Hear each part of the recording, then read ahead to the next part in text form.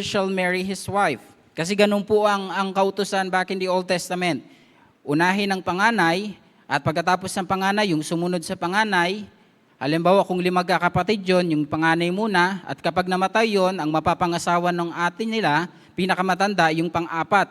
At pagkatapos ng pag namatay pa rin, ang magiging mapapangasawa ng pinakauna, yung pangatlo, hanggang sa umabot sa isa. Ganun yung nangyayari po dito. And no children, his brother shall marry his wife and raise up his seed unto his brother.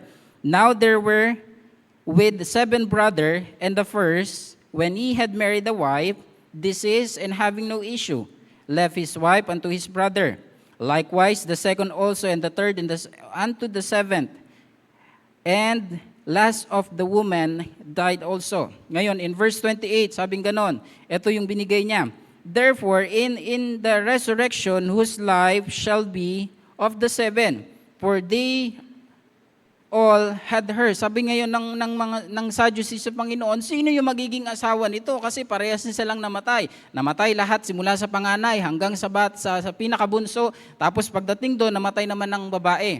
Sino ang magiging asawa noon? Ito po ang sagot ng Panginoon in verse number 29 to verse number 31.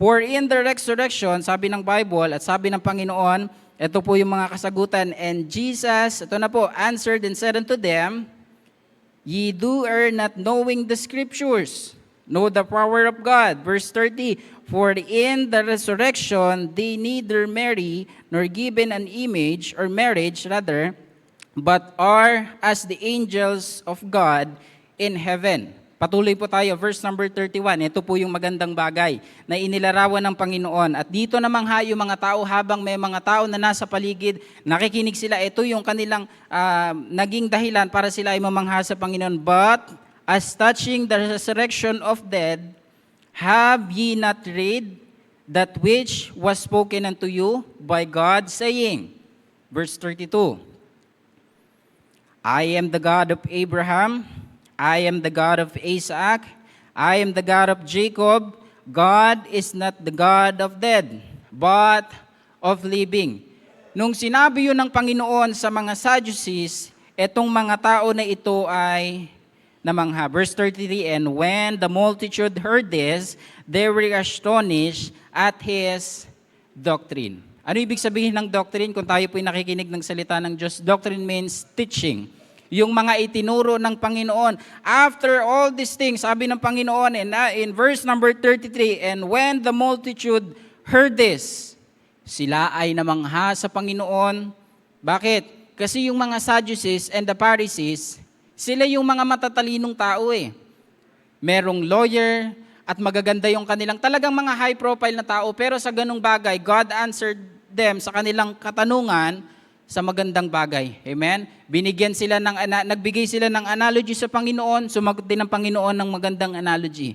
Sabi niya ganon, ang Panginoong Diyos, hindi siya Panginoon ng mga patay, bagkus Panginoon siya ng mga buhay. Amen? Kaya sabing ganon in verse number 32, I am the God of Abraham, I am the God of Isaac, and the God of Jacob. God is not the God of dead, but of the living. Kaya nga po sa ating pagpapatuloy dito, another scenario na naman.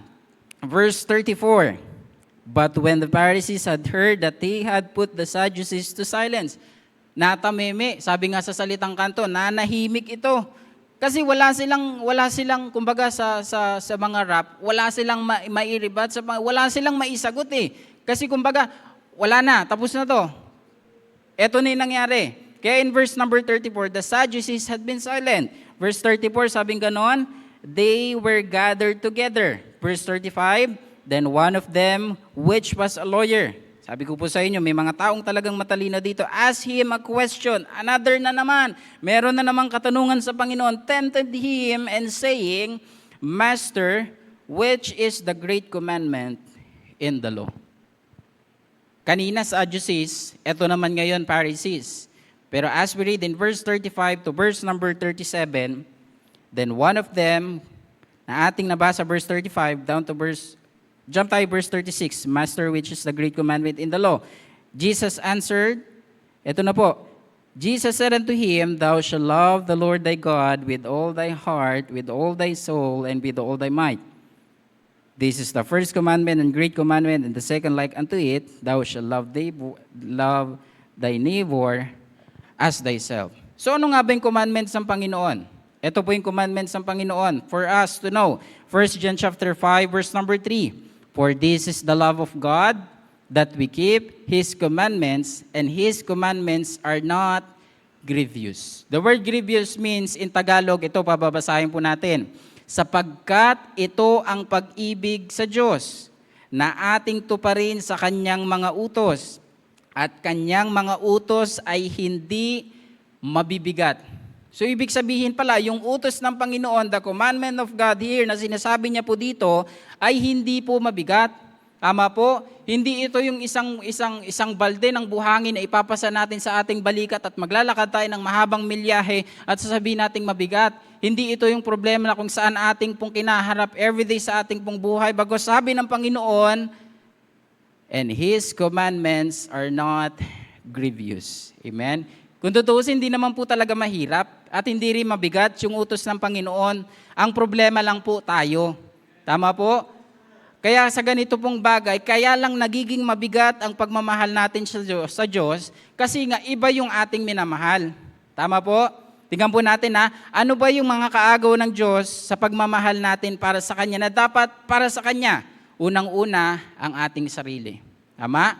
Mas mahal natin ang ating sarili kaysa sa Panginoon. Kahit wag na natin sagutin ngayon, ano yung ginawa natin pagmulat ng ating mata? I wonder kung yan ay manalangin. I wonder kung yan ay Bible. I wonder kung yan ay cellphone. Hindi ko alam. Tayo yung makakasagot sa bawat isa sa atin. Ano yung ginawa natin pagmulat ng ating mata? Pero most of us, ang sasabihin, cellphone. Tama? Ako pagising ko kanina, to be honest, ang hinawakan ko, cellphone. Kasi nag-alarm ako Kunyari, palusot tayo, no? Pero to be honest, yes, nag-cellphone ako, check ako. Sabi ko, sino ba mga nag-message? Okay, stop na. Okay, ligo na, gaayos na ng sarili para sa church. Pero most of the time, mas inuuna natin yung ating sarili. Tama po? Inuuna natin ano bang pwede kong gawin. Mas inuuna natin yung laman ng ating tiyan kaysa sa laman ng ating pong spiritual. Amen? Sabi ng Bible, di ba? Read your Bible, pray every day, and you grow, grow, grow. Pero hindi tayo nag-grow spiritually. Nag-grow tayo physically. Tama? Kasi nga po, ang problema sa atin is this, inuuna natin yung ating pong sarili. Secondly, ano po yung kaagaw ng Diyos sa pagmamahal na dapat para sa Kanya?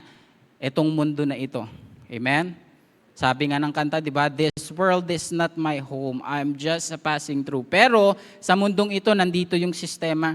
Kung tutuusin, wala namang problema dapat sa mundo Pero nangyayari, yung sistema hindi maganda. Amen? Na yung lalaki, okay lang naman maging pusong mamun ka.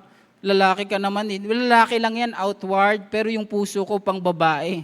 Ganon yung ituturo ng mundo. Okay lang naman yan, babae ka, magpantalon ka lang, magpagupit ka ng faded. Okay na yan, wala namang problema. Parang hindi ka naman dumaan sa pagkabata. Yun yung binibigay ng kalituhan ng mundo. At yun yung nagiging kapalitan o yun yung nagiging pagpapalit natin sa mga bagay na yon, yung mundo. Kaya nga po sabi ng Bible in the book of 1 John chapter 2 verse number 15 to 16. The Bible said, "Love not the world, neither the things are in the world. If any man love the world, the love of the Father is not in him." Verse 16. For all that is in the world, eto na po, the lust of the flesh, and the lust of the eye, and the pride of life is not of the Father, but is of the world. Tignan natin yung mga bagay nito. Lust of the flesh, yung pita ng ating laman. Bakit ba ako magiging maaga sa church? Pwede naman ako umatin ng 10:30, sakto mag-i-start na yung service. Diba? Pwede naman siguro yun Hindi naman halata yan Sorry, pero ngayon halata ko na. Diba? Pwede naman siguro hindi mag-Sunday school, hindi naman umiikot sila pastor pero umiikot po ako every Sunday. Walang makakatakas. Ito ang sin of the crime. Yari ka. Amen? Yung basic lang naman yan Dali-dali lang naman yung mga bagay na yan Lust of the flesh. Dapat Sabado, huwag ka na magpuyat. Amen? Hindi ka naman gagawa ng mensahe, magpupuyat ka.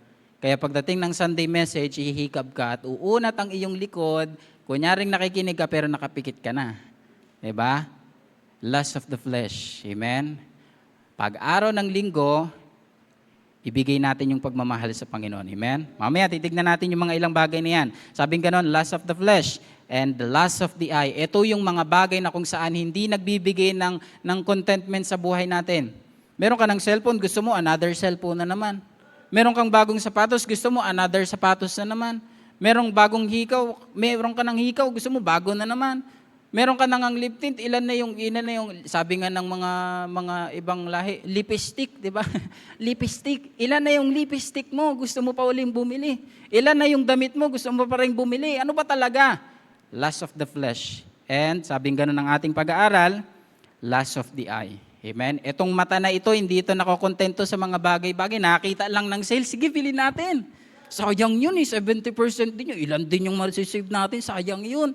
Uy, sa ukay, sa Sonic, dun sa may tabi ng dating ama, maganda yung 80% ngayon doon, yung sapatos, maganda yun. Di ba? Alam na alam no? Punta ka dun sa may likod ng Victory, magagandang sapatos doon, yung Indiano, yung may-ari.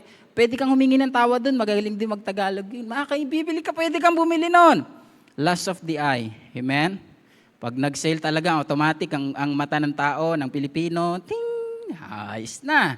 Sahod na, bili na. Add to cart na yan, di ba? Kaya sabi nga gano'n ni Brother Well, yung Lazada, Shopee, meron palang TikTok shop, meron din pala. Order nga ako mamaya. Hindi, joke, wag. Di ba? Sa mga ganyang bagay, lust of the eye. Amen? Ang kailangan natin kakontentuhan sa buhay, and this is the last, before we go on sa ating pong message, and the pride of life, kayabangan. Amen? Alam niyo pong dahilan bakit ang tao ay ayaw magmahal sa Panginoon? Kasi nga, merong kayabangan. Amen? Parati ko po itong sinasabi na ang kayabangan o ang pride is panlaba. Hindi po yan inuugali. Tama po. Yung mga ibang kabataan, sabi na, ano yung pride na yun? Naabutan nyo na kasi ngayon, Ariel, Tide, di ba? Breeze. Mga late 20s, merong pride na sabon. Yun yung ginagamit pang laba. Hindi inuugali. Amen? Kaya sa ganitong bagay, and the pride of life, eto pa, is not of the Father, but is of the world. Pag ang isang tao na naglalaki na gusto maging babae, at yung babae gusto maging lalaki, i-correct mo yan sa salita ng Diyos, ang gagawin? Ba't mo ba ako sinasabihan? Sino ka ba para sabihin ako ng ganyan? Tama? Diba? Even na kahit sa normal na tao na lang, sabihin mo na kailangan mo ng Panginoon. Sir, ma'am, kailangan mo ng Panginoon sa buhay. Obo, ano ka? Diyos? Para sabihin ako sa ganyan. Ang bata-bata mo pa para sabihin na kailangan ko ng Panginoon. Umatay na ako sa simbahan. Anong kang klase? Kayabangan. Yan po yung problema sa atin. Tama po? Yan yung nagiging problema ng isang tao na kagaya natin sapagkat ang puso natin ay mandaraya. Ano sabi ng Book of Jeremiah? Wala po sa ating slide. Just nag-come up lang po sa aking pong isipan. Ano pong problema natin? According sa Jeremiah chapter 17, the heart is deceitful above all things and desperately wicked. Tama? Yung puso natin ay mandaraya, manluloko sa harap ng Panginoon. Kaya sabing ganon, yung mga bagay na yan ay dapat po nating itabi. Dapat po nating alisin. Because giving our best by loving God. Amen? Monday to Saturday, Pastor, okay naman ako eh. Siguro pag Sunday, pwede ko namang mahalin yung Panginoon, nandito man ako eh. Wala namang problema doon eh. Pag Sunday, simba, wala tayong dyan, Pastor, wala tayong kasa dyan. Makikita mo ko every Sunday. Gusto mo, Sunday evening pa eh. Pero Monday to Saturday, sino ang iyong minamahal? Hello? Sino ang iyong minamahal? Sino yung minamahal natin from Monday all the way to Saturday? Pero most of the time, mas minamahal natin ang mundo. Mas minamahal natin ang ating sarili. Tapos pagdating ng Sunday, Lord, I want to know you more. Deep within my soul, I want to know you. Ayos ah. Yung ba dapat ang gusto ng Panginoon? Ano yung sabi ng ating text? Love the Lord thy God with all. Love the Lord your God with all your heart, with all your soul, with all your mind. All ba yun pag sinabing Sunday mo lang mamahalin ng Panginoon? Sasabihin ba natin yung mahal natin yung Panginoon, and yet Sunday lang natin mabubuksan yung ating Bible and sabihin natin, I love the Lord. Yung ba yung pagmamahal natin sa Panginoon? Baliktarin natin.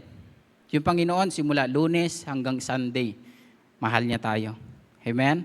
Pero mas pinagpapalit natin siya sa ibang bagay. Pinagpapalit natin siya sa ating sarili at sa sistema ng mundong ito. Kaya nga po ipapakita ng ating pong pag-aaral in the book of Joshua, sabi niyang gano'n ni Joshua, choose you this day. Mamili kayo ngayon sa araw na ito. Choose you this day whom you will serve. Sino nga bang paglilingkuran nyo? Kasi hindi tayo pwedeng maglingkod sa dalawang master. Sabi yan ng Bible, you cannot serve God and mammon. O, wala pang tanghalian ha, wala muna mag-iisip ng mammon. Wag muna ha. Mammon means other God. Hindi capital G, but small g. Big sabihin nun, yung mga priorities na iba. Yung mga Diyos ng iba. Kaya sabing gano'n ni Joshua, choose you this day whom you will serve. Whether the God of the Amorites, o sino mang mga tao, pero ito yung magandang sinabi ni Joshua. But as for me and my house, we will serve the Lord. Matthew chapter 22 verse 37, and Jesus said unto him, Thou shalt love the Lord thy God with all thine heart, and with all thy soul, and with all thy might.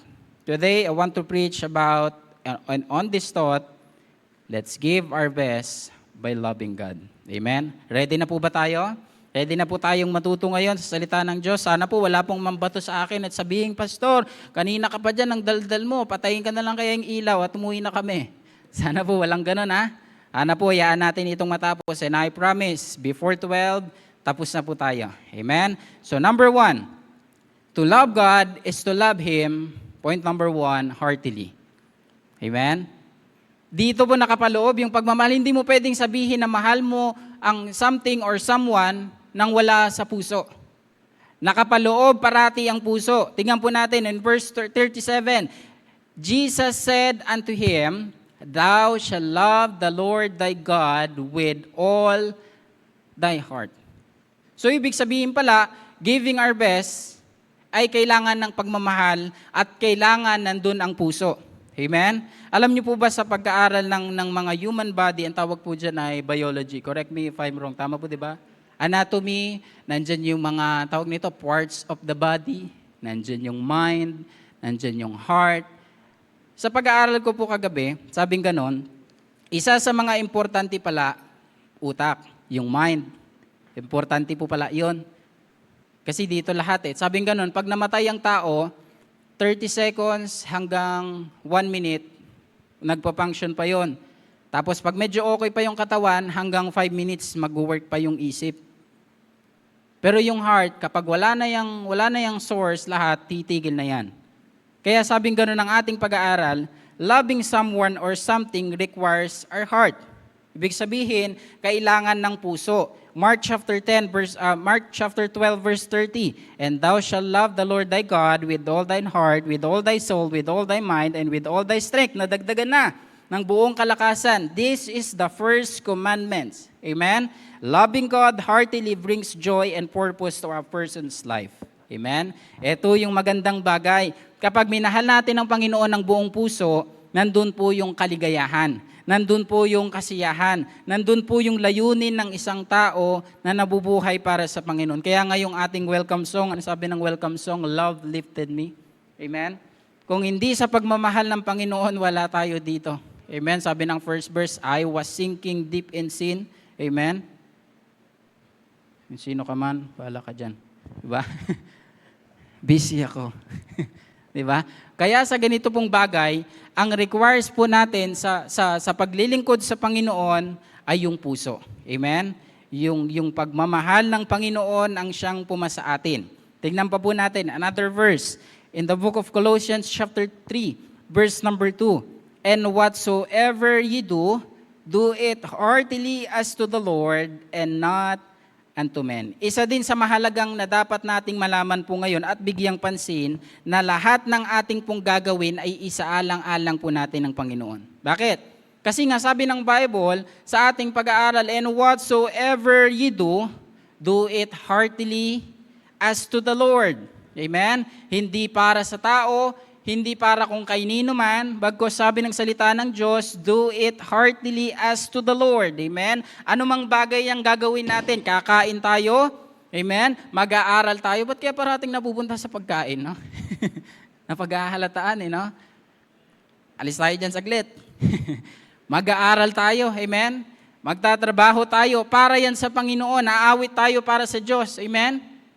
Pastor, pwede naman siguro yan. Kumanta ako ng torete. Para naman sa Diyos yan. Kasi sabi ng Bible, di ba? Then whatsoever you do, do it heartily. O, mula naman sa puso ko yan, Pastor eh. Sabi pang gano'n na, do it heartily as to the Lord and not unto men. Hindi naman yan para sa Kanya eh. Sa iba, sa Panginoon lang. Torete ako sa Panginoon eh. Loko, ibang bagay yon, di ba? Dapat tayo maging aware, dapat tayo maging careful sa panapakinggan nating music and how we offer yan sa Panginoon. Amen? Merong isang young people, ganito yung nangyari. Sabi niya, in-offer niya naman yung kanta niya para sa Panginoon. Kinanta niya yung kanta ni Moira. Ano yan? Moira de la Torre? Yun na lang, first name na lang. Kinakanta niya. Piplay siya ng gitara. Galakad ako dito, piplay ng gitara. Kanta ng Pasakalye, di ba? Ang tawag po doon, Pasakalye, di ba? Sa mga nagmo-music, Sir Francis, di ba? Pasakalye. Sabi kong ganda. Saan kaya yun? Check ko sa gilid. Mutugtog. Ang ganda ng tugtog eh. Ganda ng intro, gitara. Tapos pagdating sa chorus, sabi niya ganon, dito ka lang sa puso. Sakto pagsabi niya ng sa puso ko, nasakto ko. Sinong puso? Yung Lord. Sabi, ulitin ko po, dito ka lang sa puso ko, Lord. Aba? Pwede ba yun? Sabi ko, ano bang kanta yun? Yung kay Moira, pwede po ba yun sa Panginoon? Hindi. Hindi sa ganung bagay. Ayaw yun ng Panginoon. Kaya nga sabi ng Bible, in the book of Romans, dapat maging acceptable. Amen? Hindi yung sasabihin, dito ka lang sa puso ko, Lord. Hindi pwedeng ganun. Amen? Kapag tayo po yung nag-worship sa Panginoon, hindi po pwedeng ganun, di ba? Kakantahin natin, I did it my way, Lord. Hindi yun pwede. Wag ka rin ganun, di ba? Wag na, kasi dahil may Lord, sabihin na natin para sa Panginoon na hindi, di ba? Kung ganun lang pala, ang daming kanta na pwede nating ilagay, Lord, di ba? Di ba? Paano pa yung kinanta ni yung Lord patawad, pasok din pala yun. Pwede rin pala yun sa Panginoon, hindi po. Kasi nga po sa ganyang bagay, sabi ng salita ng Diyos, yung mga bagay na yan, singing to yourselves in psalms and hymns and spiritual song. Spiritual song means makalangit, hindi makamundo. Amen? Makalangit at hindi makamundo. Spiritual song, singing, making melody in your heart to the Lord. Kaya every time na tayo aawit sa Panginoon, maging careful tayo sa ating i-render para sa Panginoon. Amen? Akanta yun, pwede naman yung pastor eh. Awit naman ako ng faithfully. Faithfully, di ba? Pwede naman yan eh, maging tapat eh. Kanino? Sa mundo yun eh. Iba yung para sa Panginoon at iba yung sa mundo. Amen? Bilang isang mananampalataya at we are claiming that we are saved, we are the sons of God, the children of God, dapat hindi natin yan binibigyang pansin. Amen? Kaya nga sabi ng ating pong pag-aaral, napakahalaga na ating pong tignan yung ating pong puso. Amen? Kaya nga sabing ganon, loving someone means knowing him, her, deeply. Aalamin natin. Inaalam ba natin ang Panginoon sa ating buhay? Paano natin malalaman ng malalim ang Panginoon? Sa pamamagitan ng kanyang salita. John 14 verse 15, if you love me, keep my commandments. Kaya nga napakahalaga sa ganitong bagay ay ating tignan pa. Especially our love for the Lord, we should know it deeply. Why we need to know Him heartily and deeply? Ito po, tignan natin. 1 John chapter 4 verse number 19. We love Him because He first loved us. Minahal niya tayo sapagkat siya ang unang nagmahal sa atin. Amen? Kaya dapat po natin yung bigyang pansin. 1 John chapter 4 verse 16. And we have known and believed the love that God had to us. God is love, and he that dwelleth in love dwelleth in God, and God in him. Amen? Kailangan nakalagay at nakasang-ayon ng ating pong puso. The love of God is greater for. Amen? Sabi ng ating kanta. Secondly, the love of God, to love God is to love Him faithfully. O, walang kakanta ng Faithfully by Arniel Pineda Iba po ito. To love God is to love Him faithfully. Kanina, heartily, buong puso. Ngayon naman, dapat tayo maging tapat. Why? Kasi sa ating pong mundo ngayon, sa usapang katapatan, marami pong mga nangyayaring hindi maganda. Ama po, sa dami ng pagsubok, nasusubok ang ating pong buhay at ang ating pananampalataya at na dapat tayong maging tapat sa Panginoon. Nandyan yung corruption, nandyan yung patayan, nandyan yung flood control, nandyan yung lindol, at marami pang bagay. Kahapon po yun, di ba? Talagang lumindol somewhere sa Kabanggan, tama. Sa mga nakaraan, nasa Visayas. Tapos nakaraan din, nasa Davao. Talagang Luzon, Visayas, Mindanao, talagang merong lindol. So sa ganyang bagay, nung dapat natin gawin? To love God is to love Him faithfully.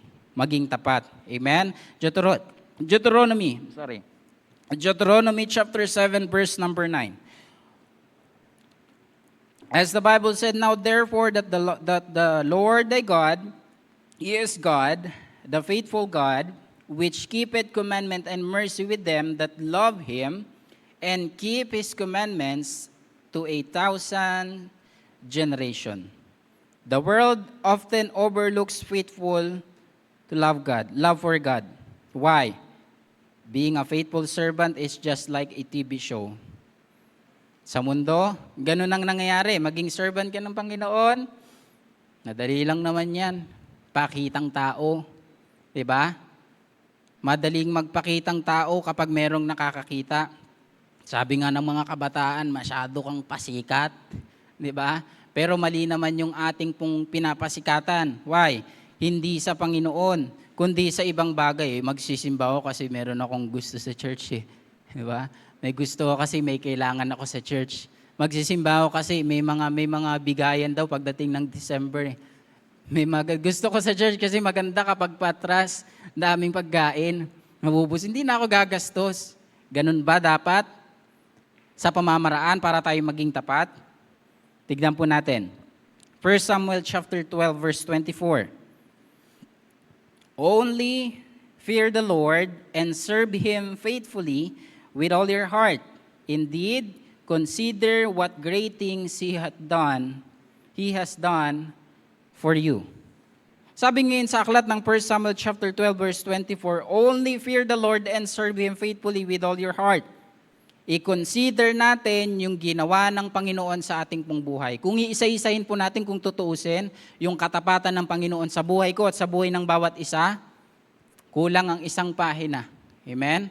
Kulang yung papel na meron tayo para sabihin naging tapat ang Panginoon sa ating. Yung sabi ko nga nakaraan, yung magising lang tayo ng umaga, yun ang patunay na katapatan yun ng Panginoon sa ating pong buhay. Kaya anuman ang mangyari sa buhay natin, huwag nating kaligtaan na dapat tayo maging tapat sa paglilingkod sa Panginoon. Amen? Anuman ang sitwasyon natin, anuman ang kalagayan natin, nasa mababa man tayong pwesto o nasa mataas man tayong pwesto na mas maganda, huwag nating kalimutang maglingkod sa Panginoon. Amen? Kumbaga yan yung sukli natin para sa Kanya. Tama? Kaya sa ganito pong bagay, John chapter 12 verse 1 to 8, ipinapakita, Mary glorify God through the oil. John chapter 12 verse 9 to 19, people glorify God through the triumphant entry. And lastly, John chapter 12 verse 23 to 26, Jesus Christ glorified the God, the Father. So ibig sabihin, sa ganito pong bagay, kailangan tayong matagpo ang tapat. Amen? Ano sabi ng Bible in the book of 1 Corinthians chapter 4, verse number 2? Moreover, it is required in steward that a man be found faithful. Paano kung dumating ang Panginoon ngayon at hindi tayo naging tapat kahapon? Hindi tayo naging tapat nung pagpunta natin dito sa simbahan. Kasi kailangan lang akong pumunta, kinukurot ako ni Mama. Pag hindi ako nagsimba, yari na naman ako. Wala na naman akong baon sa Lunes. Ganun ba dapat ang kapalit para tayo maging tapat sa Panginoon? Kasi wala na akong bigas sa aming bahay. Para lang siguro pagpalain ako ng Panginoon, ay kailangan ko siguro magsimba. Pag ginawa nating palabigasan ng Panginoon. Hindi kasi ako makakalaro ng basketball pag di ako nagsimba. Ganun ba dapat ang layunin natin para tayo ay maging tapat sa Panginoon? Hindi po. Ano bang dapat natin gawin? Sabi ng Bible, only fear the Lord and serve Him faithfully with all your heart. Indeed, consider what great things He has done for you. Amen? The root word for fruitfully is faith. Nandun yun. Inaral ko itong maigi, sabi ko kagabi, kailangan kong bigyang pansin ito. Daming mga teachers dito. Ito, tatlo pala yun. Faith, faithful, and faithfully. Tingnan po natin ha. Noun. Faithful is a noun. Trust, believe, or loyalty. Next, faithful is a adjective. Sabi sa inyo, nag-aaral ako eh. Kala nyo, kaya lang marunong to magsigalog. Sorry, di ba? Kaya to mag-speak ng Tagalog, konti lang. Arte mo dyan, Mark. Faithful, adjective, loyal, dedicated, or true. Ito pa, ito yung ating paksa, point number 2. Faithfully, adverb, in a loyal and dedicated manner. Tignan natin sa Greek. The Greek word for faithfully is pistos, which means trust or loyal. Yan na, pinakita na ngayon, ano nga bang dapat natin gawin? Tayo ay maging tapat, tayo ay magtiwala sa Panginoon. Amen? Ano ba yung mga bagay sa buhay natin na naghihinder para tayo maging tapat sa Panginoon? Babalik pa rin sa atin. Maaari yung sarili natin, yung ginagawa natin. May mga hadlang kasi sa buhay natin eh. Tama? And sometimes ayaw naman talaga natin yan eh. Pero maraming ginagamit ang dyablo para tayo hindi maging tapat sa simbahan. Amen? Para tayo ay hindi maging tapat sa Panginoon. Tama? Kaya nga ang paglilingkod sa Panginoon ay hindi po madaling bagay. Opo. Bakit? Kasi maraming pagsubok. Magbabasa ka ng Bible, bigla ka aantukin. Tama? Nagsiselfone naman tayo, ilang minuto na, gaganyan tayo. Hindi naman tayo inaantok. Pero pag magbasa tayo ng Bible, wala pang 1 minuto, pumipikit na yung ating mata. Tama? Struggle tayo dun sa ganun, tama? Magpipray naman tayo, sabihin natin, Lord, salamat po. Nagpipray ka na, mga 5 minutes na. As paggising mo na umaga, amen. Struggle tayo sa ganun, tama? Kaya kailangan natin maging tapat. Pagtagumpayan natin yung mga ganyang bagay, amen? Loving God faithfully nurtures spiritual maturity. Dito yung paglago, amen? Hindi lang basta sabihin, nanalangin, Lord, salamat po sa Diyos, amen? Wag. Maging tapat tayo sa Panginoon, amen? Siya nga'y naging tapat sa atin, tapos hindi natin susuklian ng maayos, amen? Masusubok ang isang katapatan ng tao, ng isang mananampalataya kapag meron niyang pagsubok sa buhay. Amen? Lalo na kapag ikaw ay nasa public, tayo ay nasa public area, nasa public place, talagang makikita natin yan. Stoy, pray ka na. Hindi ako, may nakatingin sa akin dito. Masusubok kung paano po tayo maging tapat sa Panginoon at kailangan niya ng maturity. Amen? Luke chapter 10, verse 27. And he answering said, Thou shalt love the Lord thy God with all thine heart, and with all thy soul, and with all thy strength, and with all thy might, as thy neighbor, as thyself. Andyan pa po ba kayo? Amen. To love God is to love Him. Point number 3. And the last. Amen? Yung gusto nang marinig ng mga kapatiran. Amen? Pag last na, suot na yung mga medyas. Okay na. Wag mo nang paaboy sa katabi mo. Kaya nakakatulog eh. Point number 3, to love God is to love Him. Ito na. Pwede po bang pabasa? Point number 3, continuously. Sa Tagalog, patuloy. Amen? Matthew chapter 22, verse 37. Naka-line up, sabing ganon. And Jesus said unto him, sa dulo na, and with all thy mind. Loving God continuously is a challenging. Loving God continuously is the best shown through. Bakit? Kailangan niya ng direction. Amen? Direction, seeking God's guidance. Psalms 37 verse 23 to 24, the steps of a good man are ordered by the Lord, and he delighted his way. Though he fall, he shall not be utterly cast down, for the Lord upholdeth him with his hand. Kailangan natin ng direction when it comes sa pagpapatuloy sa Panginoon. Amen? Para lang yung isang mag-hike ka sa isang bundok, pwede ka ba magpatuloy na hindi mo alam yung direction? Saan mo gusto dumaan? Dito na lang. Hindi, pauwi yan. Dito na lang sa kabila. Hindi, paano naman yan? Pakabilang bundok. Kailangan meron kang direction, meron kang mapa.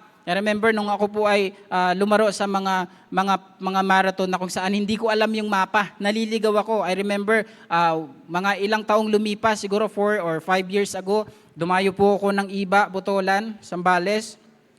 Sabi ko, kompensado ako talaga. Sabi ko, kaya kong laruin ito. Mabilis lang yan, 5 kilometers, less than 25 minutes, tapos na kami yan. Nakalimutan ko yung direction. Pagdating ng less than 1 kilometer, 1.2 rather, 1.2 meron palang lilikuan. Ang ginawa ko, lumiko ako ng kaliwa, ng kanan. Yung mga kasabayan ko sa starting, yung mga naging kaibigan ko na ngayon, 3 sila, lumiko sila ng pakaliwa. Bakit ako napunta sa kanan? Ganito po yun. Natanggal yung sapatos ko nung pagtatakbo namin, tanggal ko. Siyempre, hindi na ako nakatingin sa lugar, natanggal yun, inaayos ko ng ganyan, nagsisintas ako. Paglingat kong ganun, sabi ko, saan yung daan? Dito na lang, kanan. Okay na to. Tapos nung nalaman ko, naliligaw na pala ako. 2 kilometers away na ako dun sa U-turn na pinuntahan ko. Sabi nung isang nagmumotor, sabi niya, Sir, andun sa kabila yung U-turn, hindi dyan. Papunta yan ng palengke. Sabi ko, wala na. Instead na 5 kilometers lang yung lalaruan ko, naging 8 kilometers. Layo na ako 2 kilometers, balik uli ako ng 2, tapos balik na naman ng 2.5. Sabi ko, wala na. Pagdating ko dun, sabi ko, nagalit ako sa mga organizer. Hindi nyo ginagawa ng maayos yung trabaho nyo. Yabang ko po nun eh. Akala nyo kasi sino kayo dito? Malakas to. Wag, hindi. Sabi ko, ano pag ginagawa nyo? Sabi niya, meron pong direction dun, sir. May arrow po nakalagay this way. Meron ba?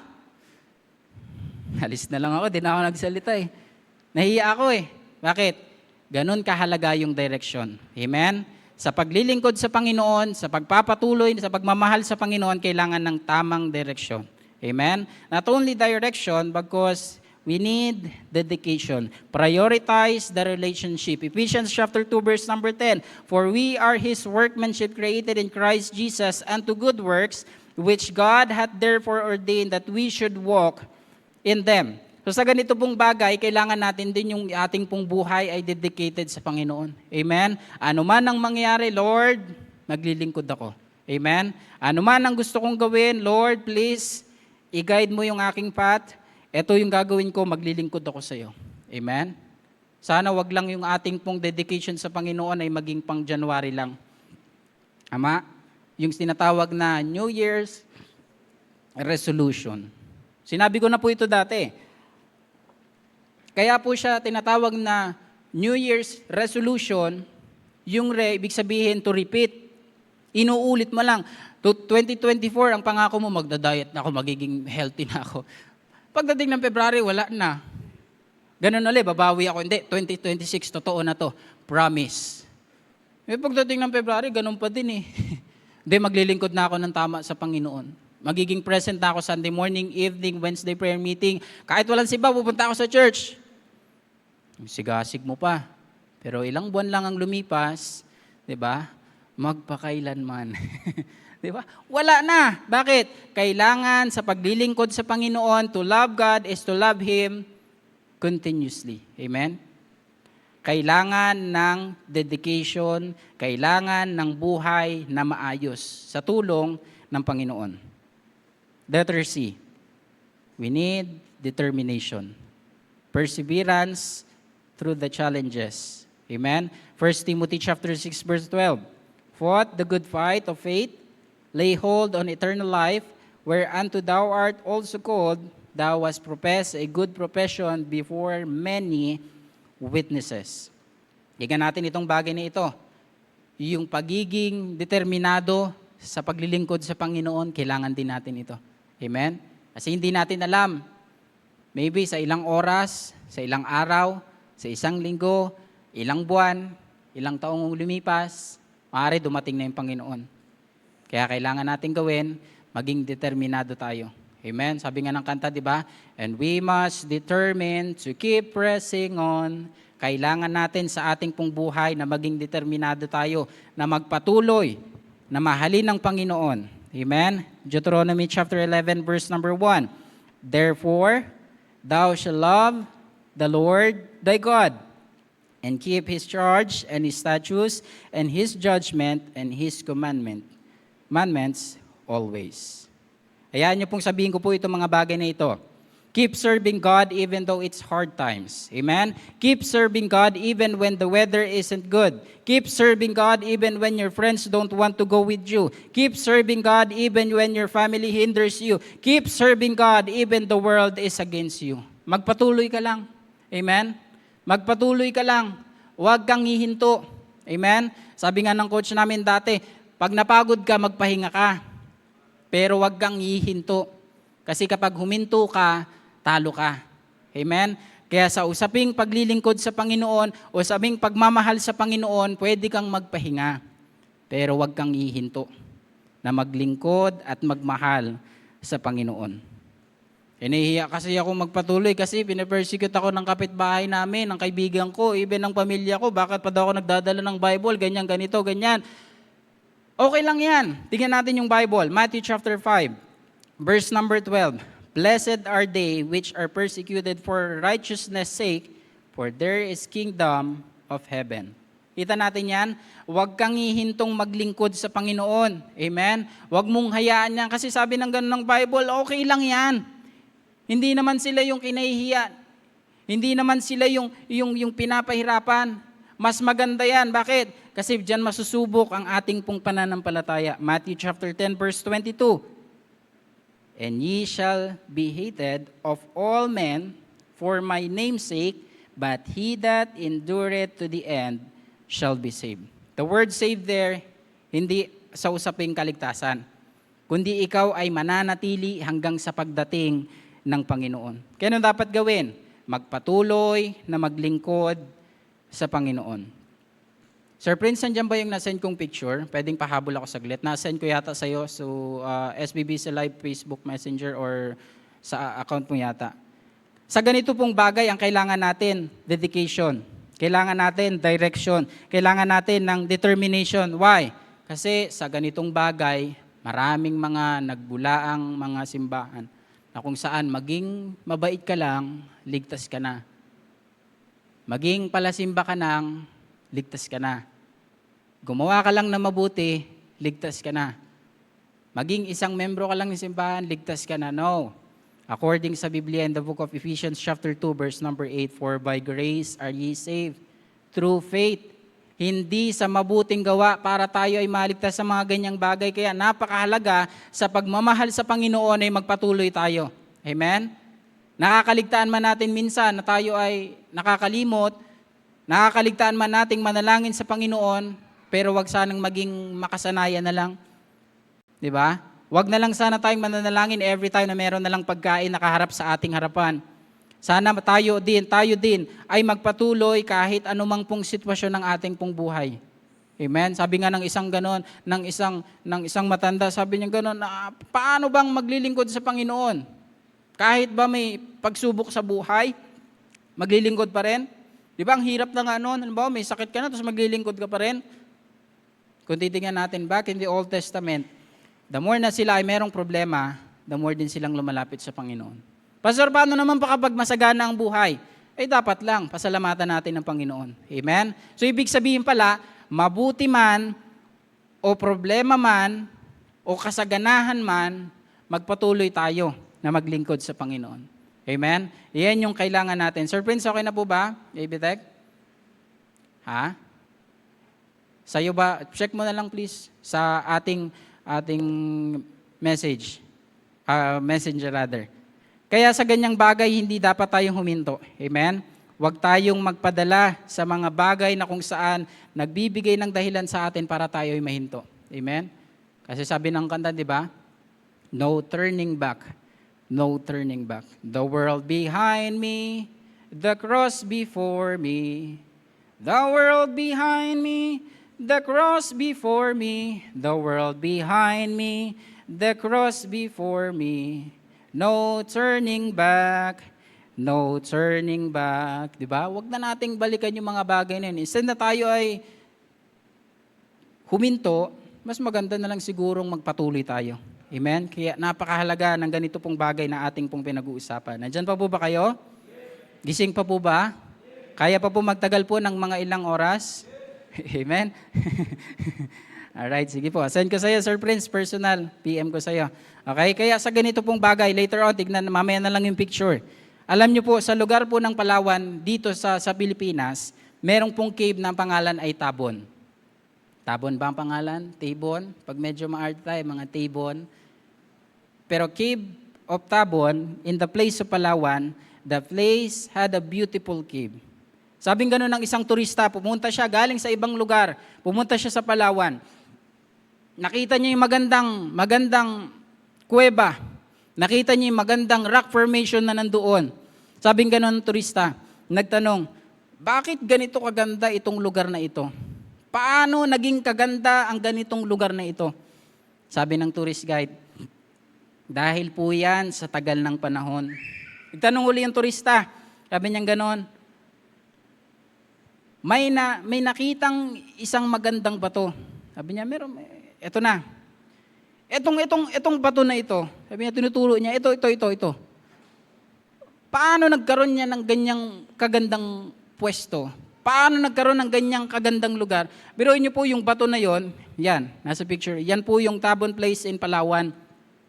Sabi niya ganon, paano nagkaroon sa lugar dito na merong cave, merong rock formation, hindi masyadong kita dito Okay lang po yan. Sabi niya ganon, bakit meron ditong isang kakaiba? Sa lugar po na yan, meron daw isang kakaiba, merong rock formation doon na kung saan sa loob ng bato, merong black pearl. Bakit meron dyan? Ano yan? Paano nagawa yan? Sino naglagay niyan? Sinong gumawa niyan? Sinong kontraktor niyan? Sabi niya, wala pong kontraktor dyan.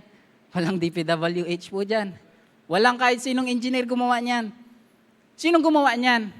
Sa tagal po ng panahon. Sabi niya, yung tubig po, dumadaan po dyan, hanggang maipon. Para siyang isang, nakaganito yung bato at sa loob nun ay nandun yung black pearl. Iniingatan at sabing gano'n, hindi po yan pwedeng kuwain. Kahit ngayong daliri daw, hindi kasye. Kasi iniingatan nila na kasi napakagandang tignan. Sabi niya, paano nangyari yan? Sa tagal po ng panahon, kaya po nagkaroon ng ganyang kagandang lugar. Sa tagal ng panahon na yung tubig ay dumadaloy patuloy sa mga bawat sulok ng mga bato, kaya po yung lugar na yan ay naging ganyang kaganda. Sabi ng turista, ganda. Babalik ako dito next year.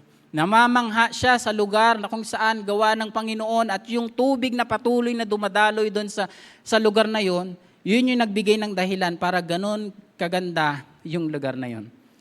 Alam niyo po ba, sa ganyang bagay, ilalarawan natin ngayon sa paglilingkod natin sa Panginoon. Kung tayo ay magpapatuloy, kung tayo ay hahayaan nating dumaloy ang ating pong buhay para sa Panginoon, kung yung lugar na yan ay ganyang kaganda, paano pa yung buhay natin na nagpapatuloy sa Panginoon? Amen? Gusto nating maging maganda yung buhay natin pero we are not attending church. Gusto nating maging maganda yung buhay natin pero hindi natin binibigyang oras, hindi natin minamahal ang Panginoon. And yet, Lord, bakit ganito yung buhay ko hindi maganda? Ang tanong, patuloy ka ba? Nagpapatuloy ka ba? Tama? Kaya sa ating pong buhay, ang sikreto, magpatuloy. Amen? Thou shalt love the Lord thy God with all thy heart, with all thy soul, and with all thy might. Katanungan, as we conclude our lesson, our message, did you love the Lord? Mahal ba nga natin ang Panginoon? When is the last time that we say, Lord, I love you. Lord, mahal kita. Kailan natin huling sinabi sa Panginoon, Lord, mahal kita, gagawin ko lahat ng mga gusto mo. Kailan yung huling bagay na sinabi natin, Lord, mahal kita. Giving our best, let's give our best by loving God. Heartily, faithfully, continuously. Sana po sa ating pong napag-aralan ngayon, ito po'y nagbigay ng magandang halimbawa at naging magandang epekto sa ating pong buhay na mahalin natin ang Panginoon ng buong puso, ng merong katapatan, at ng merong pagpapatuloy. Sana po sa ating pong buhay, ito yung gawin natin. To love God is to love Him heartily, to love God is to love Him faithfully, and to love God is to love Him continuously. Tayo po ay manalangin. Dakilang Diyos na makapangyarihan sa lahat, salamat Lord for this privilege, Panginoon, na iyo pong binigay po sa akin. Lord, sa aming pong buhay, Panginoon, napakarami po naming pagkukulang, Panginoon. Napakarami po naming mga bagay, Panginoon, na ginagawa na outside sa iyo pong kalooban. Most of the time, Panginoon, pinagpapalit ka po namin. Kaya sa message na ito, Panginoon, dinala mo po ito at binigay mo po sa amin for us to be reminded, Panginoon, na ang inyo pong salita ay kailangan naming ipamuhay at ang pagmamahal namin, Panginoon, sa inyo ay dapat nandoon heartily, dapat faithfully, dapat continuously. Kaya Lord, sa umagang ito, habang ang bawat isa ay nakayuko at nakapikit, I know na meron po ngayon sa atin na nag-iisip, dapat ko nga bang suklian yung pagmamahal ng Panginoon? Yes. Everything na meron tayo ay galing yan sa Panginoon. Kung titignan nating mga nasa paligid, yung buhay natin, bigay yan ng Panginoon. Binigay yan para sa atin. Supposedly, dapat wala na tayo dito sa mundong ito eh. Pero dahilan sa pagmamahal ng Panginoon, sabi ng Bible, in that while we were yet sinners, Christ died for us. Muli kong itatanong sa bawat isa, kailan mo huling sinabi sa Panginoon at sinabing, Lord, mahal kita. Lord, I will follow you. Lord, I will serve you. Lord, I will continue loving you, serving you, no matter what. Kailan yung huli niyan? Kung matagal na, pwede ka ngayong manalangin, pwede ka makipag-usap sa Panginoon, and if you need prayers, I will pray for you. Pastor, would you pray for me? Malayo ako sa Panginoon. Hindi tunay yung pagmamahal ko sa Panginoon. Pastor, would you pray for me? You can raise your hand. I need your prayer, Pastor. Kailangan ko ng tunay na, amen. There's one. There's two. Amen. There's three. Come on. Huwag tayong mahiya sa Panginoon. Amen. Nagkulang tayo sa Kanya, kaya kailangan natin itong suklian. Giving our best by loving God. Habang may buhay tayo, mahal